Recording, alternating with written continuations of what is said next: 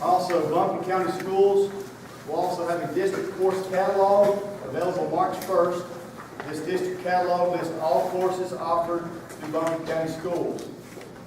The registration card will have a list of those available just for T.C. Roberson. So every school will have this, but we offer a little bit different than Reynolds or Owen and other schools. If Power School registration is up and running as scheduled, Ms. Greenhoe, that handles the scheduling and curriculum and all that good stuff, will be sending out information to you guys as soon as it gets going. Counselors, Ms. Elder's right there. Counselors will be working with homeroom teachers during the month of March and working through advisement and assisting students on making course selections for next year. Advisement will take place during Study Smart, and that's our Study Smart period we started this year. If you haven't heard, after the first period we do a Study Smart for individuals to get individual work through each class that they want to work on or each class that they're having a little trouble in. So we'll be doing this during that time where we can get things done. And we don't have to do it after school. And also, if you see all the nice equipment we got up, we're recording this, the meetings tonight. And if somebody you know has missed the information we're giving out tonight, it'll be on our website. Real quick, some teachers I have in here for questions. Ms. Holman Morris from the math department. Ms. Smith, English department. Ms. Delaguardia, science. Ms. Ford Ferguson, social studies. Coach Ballard, waiting for all the PE questions. Mr. Banks, Ms. Is Craig from our CDE department. And now I'm going to turn it over to Ms. Eldridge from our counseling department. Thanks again for coming. I'm fighting with our computer. So I apologize.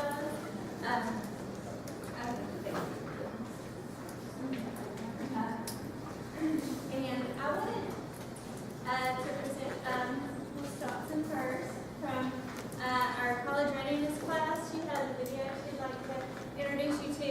College readiness is a new class that we just started last year. She's actually employed through AB Tech, but she is here and helping students save a lot of money and to get out of having to take some remedial classes sometimes. So it's a great program, and I'll let her tell you more about it, but we'll let her go first. She's got a video to show. So. Thank you. She stole my introduction. Sorry. No, that's okay. Like she said, I'm Rebecca Johnson. I am employed through AB Tech, but I'm here at Roberson. I teach second, third, and fourth period, pretty much just like any other class would operate. But it is through AB Tech, and it is an opportunity for students who may struggle in reading, writing, or math to kind of get a leg up on going to college. And the way that we primarily do that is through a placement test called the AccuPlacer. The students who would enroll at AB Tech would actually take their freshman year of college. And students get an opportunity to take that now in high school, see how they do on it, and then actually get to enroll in personalized online classes that help them build those skills that they may be lacking in. So what I want to do is give you a little more of a sense of how the class operates and what students have gotten out of it, is to show you the short video that was made last year from the two centers that were here at Roberson and at Asheville High. It actually offers some student perspectives on what they got out of the program. So while that's running, I'll be passing on a handout to you that has some more detailed information. But this should give you a good sense for what the class is all about and what students have enjoyed from it, as long as our technology works. Oh, Miss Ellen, it's locked on your on your password. I'll just shout it out. Quick. It's my birthday, so I really don't want to.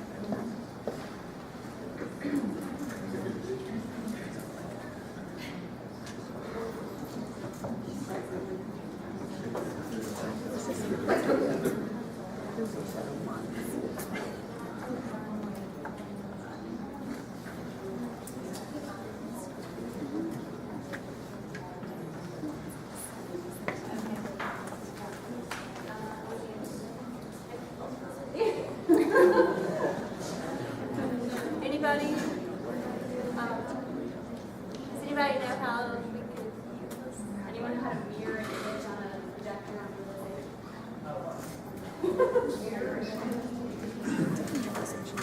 Yeah, it's playing on the laptop.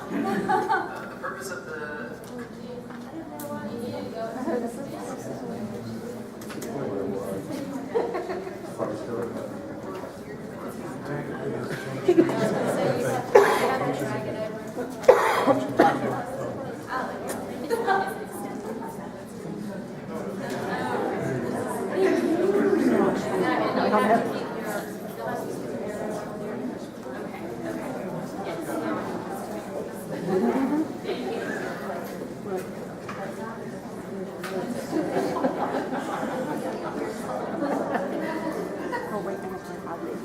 The purpose of the College Readiness Center is to allow students to eliminate or reduce the college prep coursework that they would have to take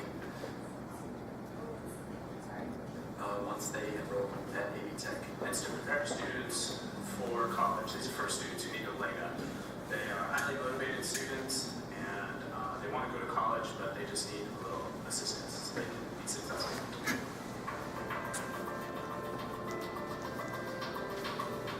Experience at the College Readiness Center has been very informative and very much of a growth experience mentally and intellectually because I am more skilled in more math operations because that's where I'm trying to improve is in arithmetic and algebra. So that's where I've seen the most improvement on this year. But it's helped me, further math education and grow more in math. They knocked out lots of credit hours of classes that I was going to have to take. I think it ranged up to thousands of dollars I was going to save. It was going to take me a year to get to where I was actually going to be able to focus on what I truly needed in college. We took the acting placer. I didn't do too well on it the first time, and the second time, I did my tutorials, and it really helped me. Then I took the SAT, and it turns out the tutorials are actually helping on the SAT as well. I scored a lot higher than I did my first time, so again, I've noticed a lot of things that were on the tutorials that were also on the SAT, so it really helped me out, and I'm glad that I ended up taking the course. I've definitely progressed in mathematics and the algebra part. It definitely helped me because I've taken many mathematics classes before, but this kind of went step by step and kind of showed you how to do it, and it's definitely going to help me because I eliminated some of my math classes that I'm going to have to take it in Tech. So. I've been doing writing and math, and with writing, I brought up some stuff that I haven't, gone over since like 9th grade, and I think it helped me with it did help me with writing and how things are supposed to be structured, and I guess it's pretty important when we go to college because you have to write a lot of papers.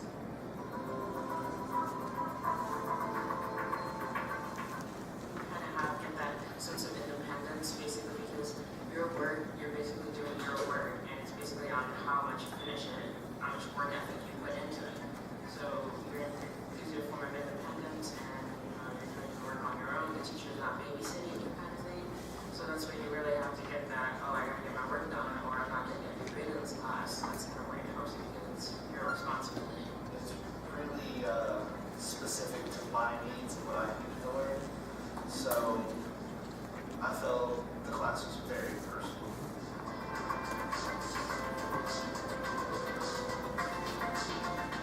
I would recommend it to people who do not test well, because since I don't, it helps you understand and look at somewhat what questions are and how you need to think a little bit more, and then helps you on what you should be looking at. And it definitely helped me with my ACT scores, and so I think it would definitely help other people if they're struggling. I would definitely recommend this class to a friend. My friend is very self-motivated and they really want to improve in intellectually and math or in any other subjects because this class really does help with that. I have a lot of friends who don't think they want to college or don't know who they are, don't know how they want to get there. And I recommend this class because it helps you know how to get there, it helps you get there. And once you plan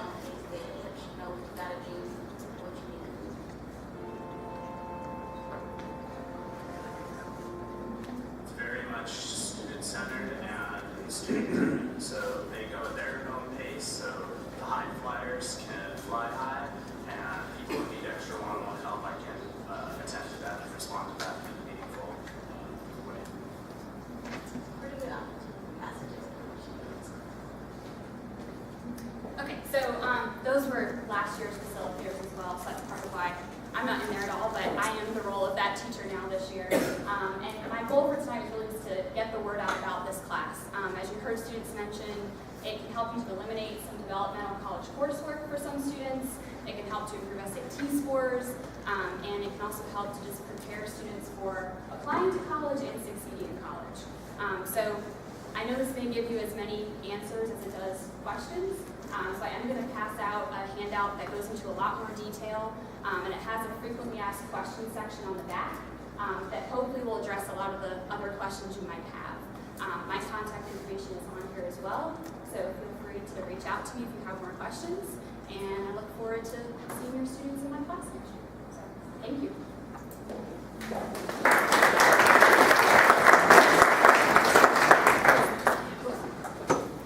Okay, let's see how I can get my PowerPoint back up. Sorry for all the technical difficulties for the evening, and it's a rainy Monday, and I'm just so excited to see so many parents out. I really appreciate it. I see many educators in the crowd and people that have worked all day and they come to school, and we do appreciate it so much. And like one of my fellow counselors said today, it's been a long week already. And it's Monday. So just wanted to get started. Congratulations. You all are a rising senior. I mean, that is very exciting. Some of you are familiar faces, so I know you've had somebody that's gone through previously. So maybe this is your first rising senior. So there's a lot that goes on during the senior year. Students say that they feel like junior year, they've been told all along, it's their hardest academic year. The senior year, it gets tougher because you're trying to balance college applications, you're balancing scholarship applications, you're trying to balance doing well in all those AP classes you're taking or honors classes. So it's a tough year, and planning now is probably going to be one of the best things you can do. I can't believe it's February. We're already talking about registration, but it is what we do. The whole month of March, we will be registering students and going through that process once again. I wanted to put up all the counseling staff's name and information. We've had a few changes this year. I'm Miss Eldridge. I haven't changed for about 15 years, so I still have A through F, the first part of the alphabet. Miss Wagaman, who was our half-time counselor last year, has moved into Mr. Baker's position. So she is a full-time counselor this year, and she's D through M. And Miss Parham is N through Z. So some of you may know her, so you'll know who your counselor is. And we really want to help students. We went into classrooms for the students that had English 3 first semester, right before, right at the end of first semester, and kind of give them a lot of information. The packet that you have tonight was actually given to all the students that we saw. We did have a little bit of poor planning, and we did it the last day of first semester when students had finished exams, and all the ones that didn't have 5 absences didn't come to school, so that's the only reason we wanted to go ahead and give you this packet as well. We are going to go into second semester English classes coming up in the next couple of weeks, so those students will get this same type of presentation. Miss Anderson is still on the 9th grade academy. She's been with them since they started. Miss McCarthy is a new name. She's our special programs and at-risk counselor, so she does a lot of neat stuff. She had a breakfast the other day for the students that had the highest attendance for first semester, so a lot of neat things going on. Miss Hostetter is our social worker. Miss Mendez is new to the counseling office. she's had a couple go through, a couple of students, and has a 9th grader this year as well.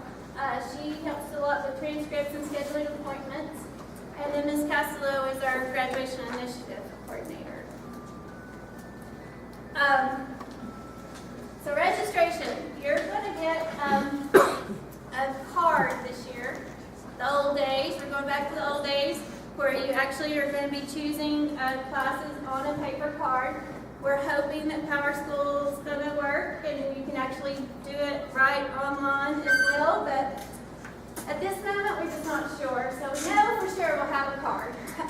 Power School will hopefully be available as well, because that will just save so much time for that data entry and fewer mistakes, and we're hoping that works out. The curriculum guide will be online. It's academy-wide, and I think Mr.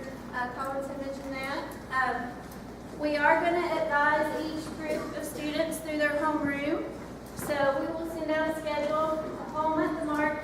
The counselors will probably be in different locations working with individual homerooms, trying to make sure students are signing up for the correct courses, getting everything they need for those college applications.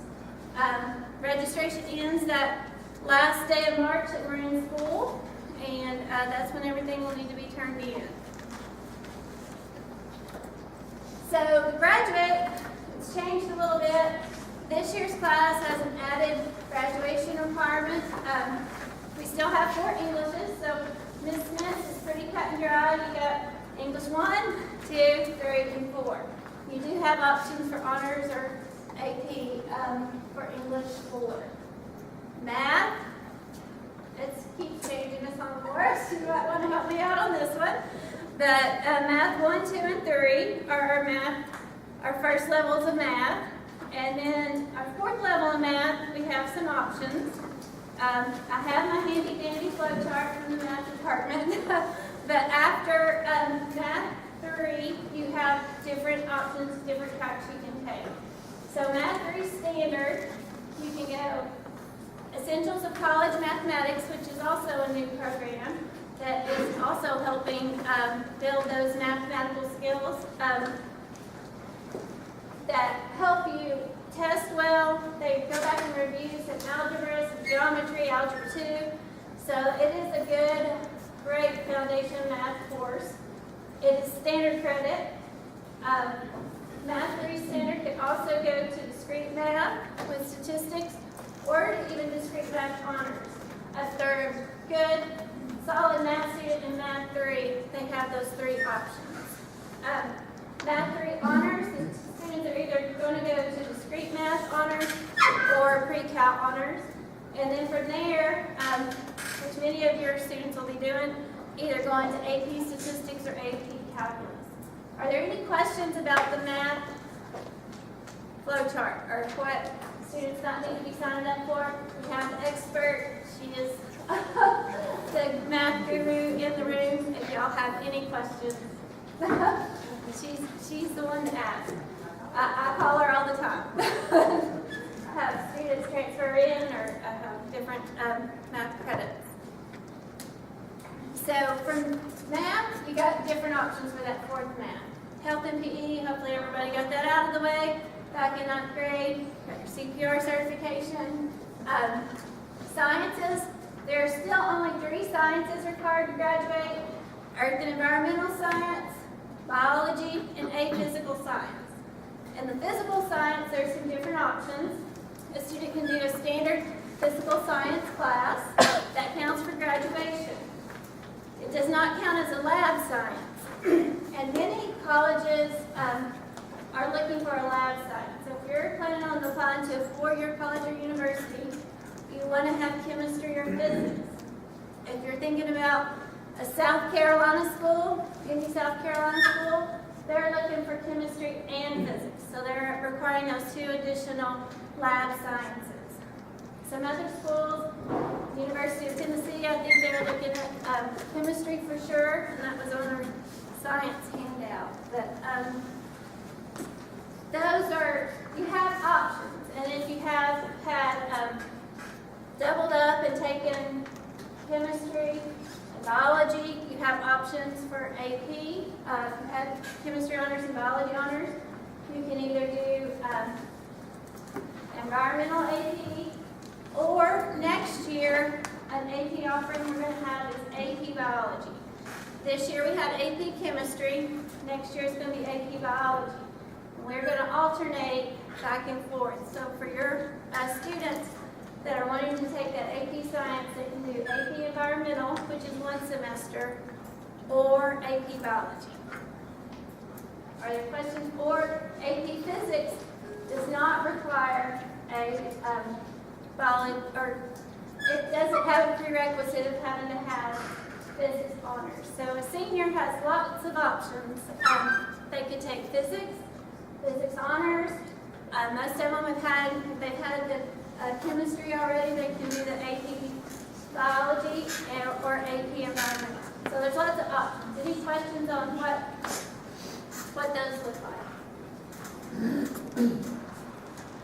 Social studies. This class is, yay! The first class that has to have 4 social studies to graduate. They have to have world history, civics and economics, and American History 1 and American History 2. The AP U.S. History counts for both credits of American History 1 and 2. So if your students in AP U.S., they're getting both of those credits. The world history, some of them took AP World or took World History in the 9th grade, and they're covered.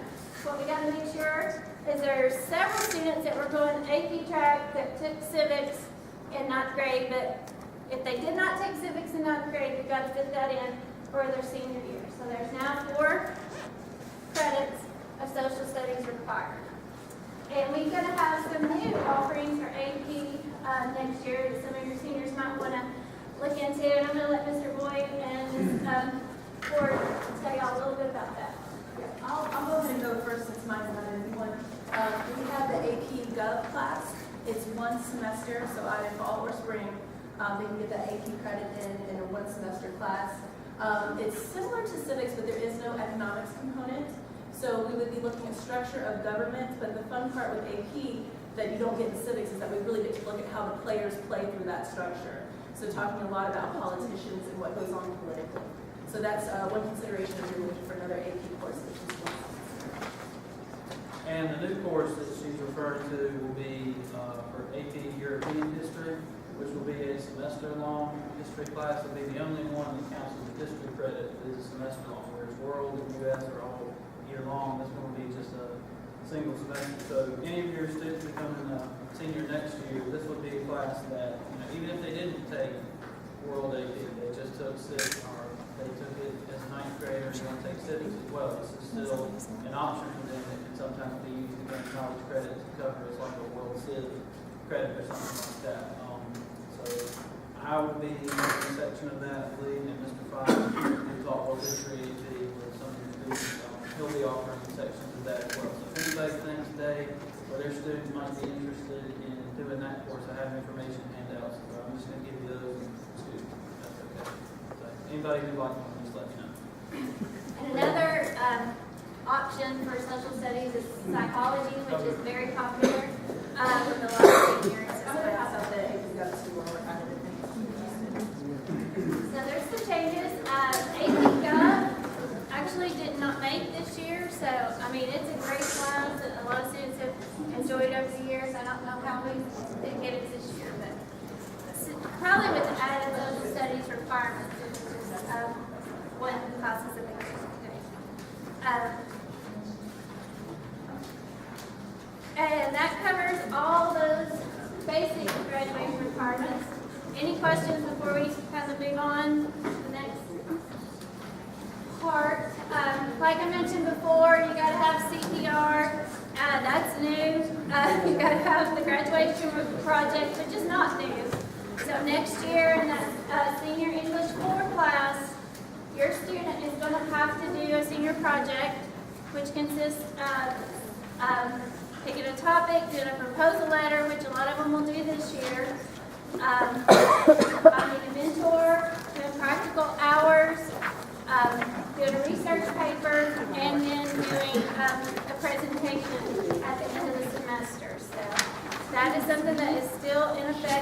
support us. Electives, this is what we've been talking about a little bit. Your student has to have 4 electives in sort of a concentration area. And these are some of the areas that they can choose. We have second language. So if your student loves foreign language, they can do Spanish, Latin. We're actually not offering French any longer. That needs to change. But we do have Chinese. ROTC, that counts if they've had 4 semesters of ROTC. Arts can actually be mixed and matched. So if you have a student that's had chorus and visual art or dance and theater, those can be combined for 4 credits. The CTE, they're specific in their requirements. It's way too much to get into right now, that if they have a certain cluster of classes in their CTE area that they're interested in, which foods is one that has lots of great students doing completers in that area, and horticulture, they can that can fit in their 4 credits. PE can actually be a concentration, and that's just 3 above that basic health and PE. And then the academic concentration, this is where many of your students will probably fall. If they've taken an AP Science, if they've taken an AP Math, AP English 3 and 4, those count because you just have to have 2 above what is required to graduate. So many students have multiple areas of concentration or elective clusters. Any questions on that? We just got to make sure that they have theirs, and we're doing what they need to do. CTE has recently added the option of doing some honors credit in some of their classes. So this is a listing of all the classes where a student can contract to do an honors contract, which means additional work, additional projects, but they can get that additional point on their GPA with these honors credit classes. So there's several, and this will all still be on we're going to upload this to the website tonight. So if y'all, or maybe tomorrow, think I may have to go. No, we'll get it uploaded to the counseling website, and so you will have access to all of this. But it's a great way. The Microsoft, the MSITA classes, I'm not sure what that stands for, but I do know that they can also get a certification. One is for PowerPoint, Publisher, and Word, and the B one is for Excel and Access.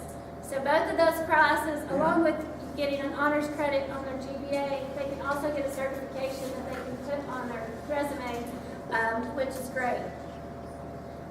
Any questions about this? This does not guarantee each class will be honors, but I think there is an option to contract for honors in any of those classes. Is that correct? Okay. Some other options we have is distance learning. This year we are getting very crowded in our distance learning lab. There's many classes we have students taking German, interesting foreign languages that we couldn't offer here, but they can take it online. There's high school classes through North Carolina Virtual Public High School. There are AB Tech classes, which a lot of students take, and those do transfer, many of them transfer and are honors credit. And it's a great way to take some of those classes that we just can't offer because we don't have enough student or teachers to offer, but you can take sociology, psychology, computer information systems. There's a ton of different options for that. AB Tech, if a student is willing to drive or wants to drive to AB Tech, that is also an option. We have 3rd and 4th period offerings where they can go and have face-to-face interaction with an instructor. It's tuition free. You do have to buy a book, and you do have to buy books for the online college level classes as well. But it's a great opportunity to go ahead and start getting some of those credits. Most of them will transfer on to that four-year college or university. The next part of this presentation, I'm just kind of trying to get y'all ready for next year. We're going to talk a lot about the college planning process and just what it should look like now. Are there any questions that we want to ask teachers? Yes. It sort of blew right by me, that CPR requirement. Yes. How many need that Most of them took it, I think, in in their freshman year? Yeah. Okay. I think most of them have got it. A few transfer students, we're still trying to track them down. And we do have people that come on campus to provide that training. Now, that's new. Is there a list of the Aggie Tech classes that are offered on the website? There used to be, when we had the career cruising up from last year, so I am not sure if there's one on there now or not, honestly. There will be in the course catalog when it's up. Right. But I don't know if there's one right now. Yeah. Honestly. No, that's cool. Any other questions?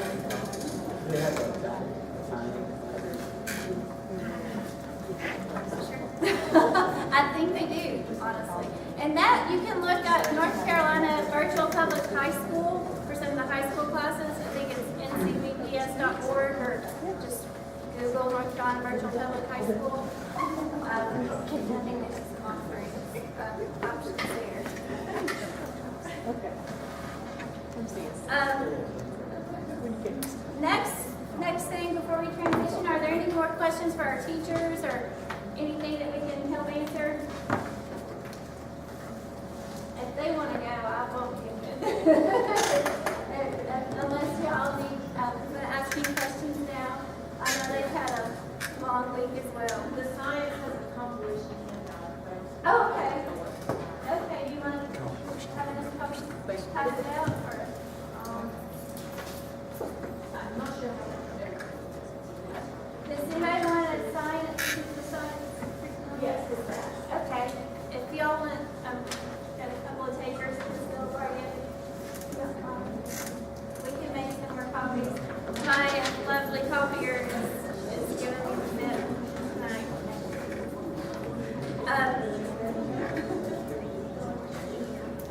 So focusing on next year, the college application process is complicated. It keeps changing every year. There's different ways of sending transcripts. There's different ways of applying. So there's lots of things that changed. Even if you had a graduate already go through here, there are still some things that may be changing. To be successful, these are just some tips. Academically successful in high school and in college. If they're successful in high school, it's obviously going to give them more options as to which colleges they can apply to. So those are just some tips. Extracurricular. Now is the time to go ahead and start gathering up all that data for every volunteer activity they've done, every hour they have spent doing their extracurricular activities. The more you have it organized and put together now, the easier next year is going to be. And any academic award they've ever gotten, that counts if you want to put that on there. Anything extra that they're doing outside of school, you can keep track of it and go ahead and start putting it in a resume format. They're going to have to do a resume next year. How far back are you speaking of going back? Ninth grade. Get enough grade, ninth grade. That's what most colleges and universities are looking for. If they've started something in middle school that they've continued through high school, you can count that for sure. But they're looking for service projects, finding something they're passionate about, what they're interested in. And it gives them a better idea of the colleges on what they're wanting to do. But why do you want to go to college? Really have your student think about it. What is their purpose? Hopefully it's to get a good job and to be a successful career. There's all kinds of reasons to go. Consider college characteristics, 2-year, 4-year. Do they have a major you're interested in? what are the degrees offered? Location, size, and cost is a big one. Different campus activities or support activities. Those are all things to look at. As a junior, your junior has 2 college days this year where they can actually not be at school and still be counted present if they do a college day form. The reason we do that is we strongly feel students need to be on campus in the school year, in the middle of the week, doing what all the other college kids are doing at that time. Open houses are great on the weekends. Summer visits are good. You get to see a lot of the facilities. But to get that gut reaction to see if it's the right place for your students, we want them on there and participating, being involved, and doing those activities. Sit in on a class, do an official tour. There's a ton of information. The internet, counselors, teachers, parents, alumni, and older students that have gone off to college. Those are all great resources for your student to get information about different schools. Preparing for a college visit, make sure your student has an appropriate email. I'm sure most of your alls do. That they research the school, they dress appropriately, and have a good online personality. You don't want to have anything negative on Facebook or I know they don't use that anymore, but any of the social media, because they can't follow you. Not every school is going to check. Some do randomly. A lot of the private schools, I think, maybe more selective schools are probably looking into that some more. And you can sign up. We have colleges that come here to TC Roberson as well. We have a sign up online through our counseling department. We've had just recently the University of North Carolina at Charlotte. There was a rep here. A Tennessee rep's coming. Haywood Community College is going to have a rep coming. So there's a lot of different options of college admissions people coming to our campus. Step 4 is the nitty-gritty. So I'm going to touch on it just so you know a little bit and get ready for it next year. But application, they have to do the application. Every application has to have a high school transcript. Recommendations, not every school requires recommendations. Test scores, and those test scores are not on the transcript. That's an SAT or ACT. Not on the transcript. Those have to be sent directly from the testing organization. Look for scholarship requirements. Some schools have a separate scholarship application. Some schools, when you do the application, it automatically puts you in the scholarship running. Some schools, like App, you do your regular application for admission, and at the end it'll ask you if you want to apply for scholarships. And then you can just click yes, and then it'll take you to that application. So there's lots of different things. They try to make it very complicated, and so some schools I'm not sure what they do. But everything's online. There's no more paper applications. CFNC is a great resource for any 2-year, 4-year, public-private North Carolina school. Now, a few of those schools are not on CFNC. Chapel Hill, for example, you have to do the Common App for them for their application, but they do not have one connected to CFNC. College application week, that's always in November, and that's a good time. A lot of the private schools have free college applications that week. Not so much the state schools, but if you want to apply to some of those smaller private schools, they are free that week, and that's a great time to get those sent in. Some schools are very specific. NC State, for example, you have to upload a PDF of your transcript, so that's kind of different. So if you're applying to NC State next year, just know, probably email your counselor and just get it, and we can email it right back to you in a PDF form. But they all try to make it a little complicated. The testing is what I really want to get to tonight.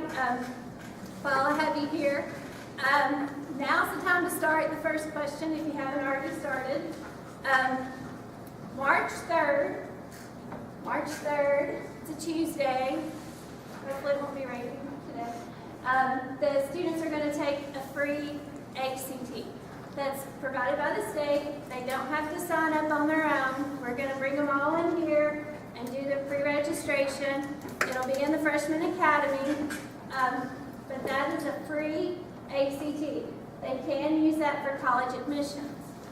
The next question is the ACT versus the SAT. Colleges will accept either one. They're going to take your higher equivalent score, so take them both.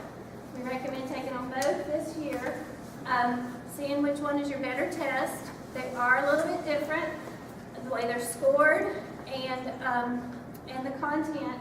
So see which one is the student's better test and then take that again.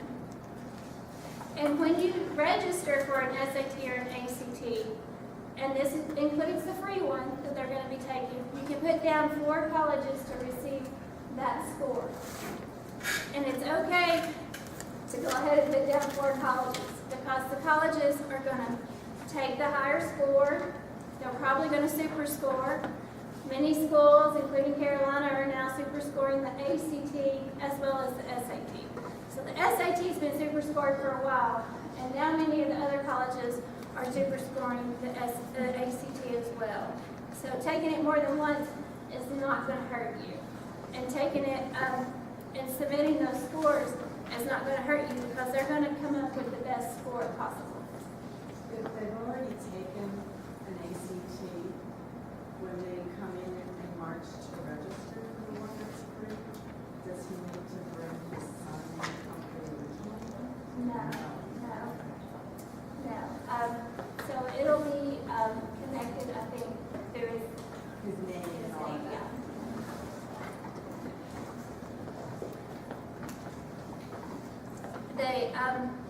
The registration process for SAT or ACT is also online. Their cost is running about $50, $55, somewhere in that range. And you register for the SAT at sat.org/registration or the ACT at actstudent.org. And those are just you create a username, password. Be sure to keep those username and passwords. They really come in handy when you're trying to send those scores to colleges.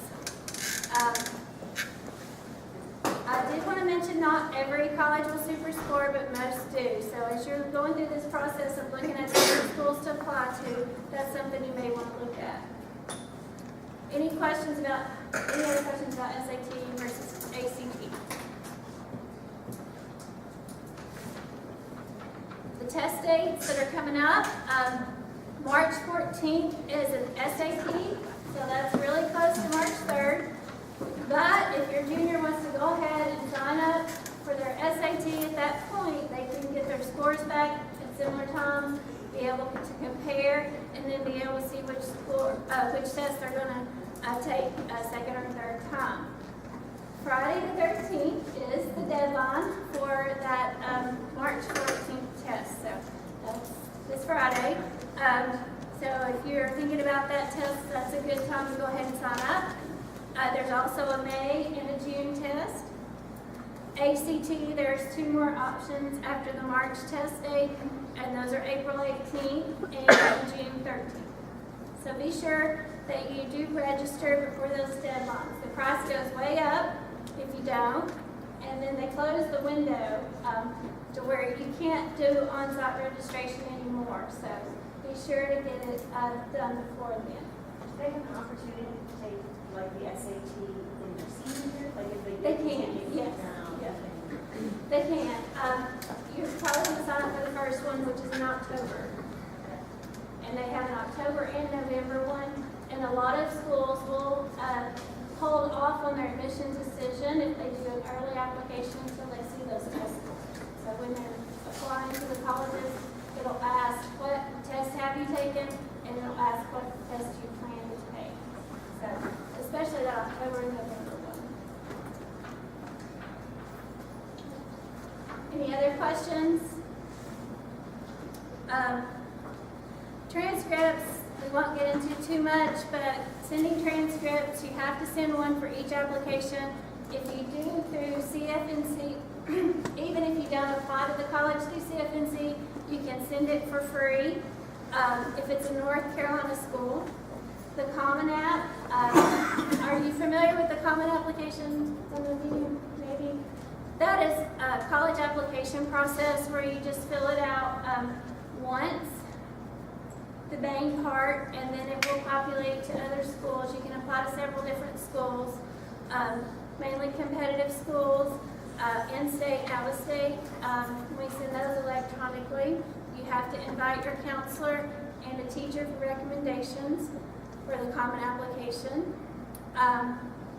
CFNC can be sent electronically.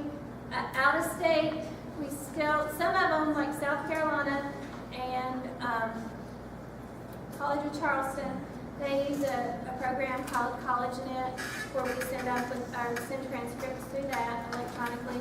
But for a majority of them, including Clemson and some of those other schools, out-of-state schools, we still have to send in a paper application if they're not, paper transcripts if they're not on the Common App. The paper ones, the student signs up in the counseling office, it's $3, and then they pick it up and mail it.